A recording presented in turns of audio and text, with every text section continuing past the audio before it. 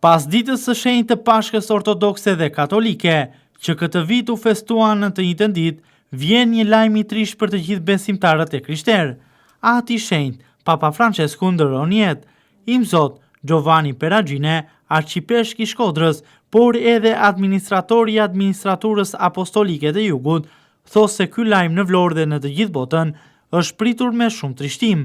Sipas Peragines, Papa Francesku ndëroi jetë në mënyrë të papritur në kohën e Pashkës, një ditë kjo e shenjtë, duke u larguar nga kjo jetë për të rifilluar aty lart në qell një tjetër jetë të ndriçuar. Sigurisht ka qenë një lajm i papritmas, edhe se pikërisht ditën e Pashkëve kemi parë Papa Francesku duke dalur në sheshin e Shempjetrit, të ka bekuar e ka përshëndetur njerëzit. Është një lajm që na ka trishtuar, por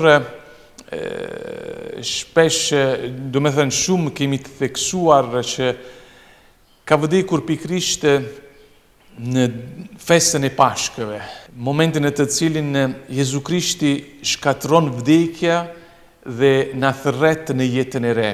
Kjo është jeta e njeriut.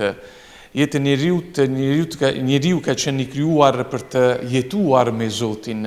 Atëherë mund të themi që Papa Francesku ka kremtuar plotësisht festën e Pashkëve. Duke vdekur në jetën biologjik, ka filluar jetën e re. Është një dhimbje për të gjithë, por sigurisht me dritën e fesë ne pranojmë këtë lajm, momentin e të cilin Papa Francesku është ringjallur bashkë me Krishtin.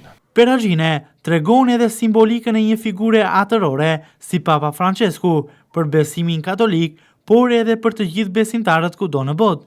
Ai thos se Papa Francesku u përpoq të reformonte kishën për të afruar atë më tepër me qytetarët, me besimtarët dhe për ta vendosur në shërbim të njerëzve të cilët janë në nevojë. Ai kujton dhe vizitën e Franceskut në Shqipëri, si vend i parë që vizitoi në Europë, çka tregon marrëdhëniet e mira mes dy vendeve. Sigurisht çdo papa jep kontributin e vet për jetën e kishës. Të gjithë jemi dakord dhe pranojnë që Papa Francesku ka dhënë një kontribut të veçantë për jo ndryshimin e kishës, por për të rimenduar kisha me popullin. Do me thënë Papa Francesku jo vetëm me fjalë, por më shumë me geste, me veprat, ka treguar një kishë që do të jetë me afër njerëzve, në mënyrë të veçantë ndaj të varfërve. Janë shumë mesazhe, por edhe nizma që Papa Francesku ka bërë për të na treguar që kisha e çdo njeri do të jetë më shumë me afër njerëzve që vuajnë, njerëzve që kanë nevojë, të varfërit, ka folur shumë për emigrantët, që të pranojmë emigrantit jo si të huaj, por si njerëzit. Ka vlerësuar dignitetin e njeriut në çdo aspekt. Im Zot Giovanni Peragine tregon dhe momentin e tij më të veçantë me Papa Franceskun, teksa thos se ajo që e karakterizonte atë ishte thjeshtësia.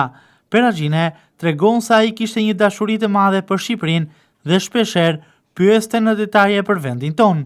E kujtojmë momentin e të cilin Papa Francesku ka ardhur në Shqipëri. Do të themi, do të theksojmë që ka qenë udhëtimi i parë që Francesku ka bërë në Europë.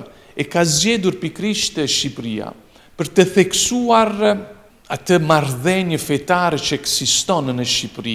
Atëherë Papa Francesku duke vlerësuar marrëdhënie, dialogun mes besimeve që ekziston në Shqipëri, ka ardhur këtu për të treguar që është e mundur që njerëzit mund të jetojnë së bashku, pavarësisht nga fejet të ndryshme që e ndallon çdo njeri.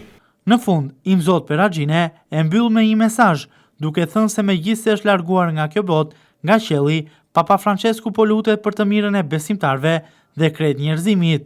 Mesazhi është që Papa Francesku që thoshte gjithmonë mos harroni të luteni për mua, tani ne jemi të sigurt që Papa Francesku që ka dashur Zotin, ka dashur njerëzit, ka dashur kisha, do të vazhdojë të lutse për ne nga qielli ku jeton bashkë me Krishtin, bashkë me Zotin.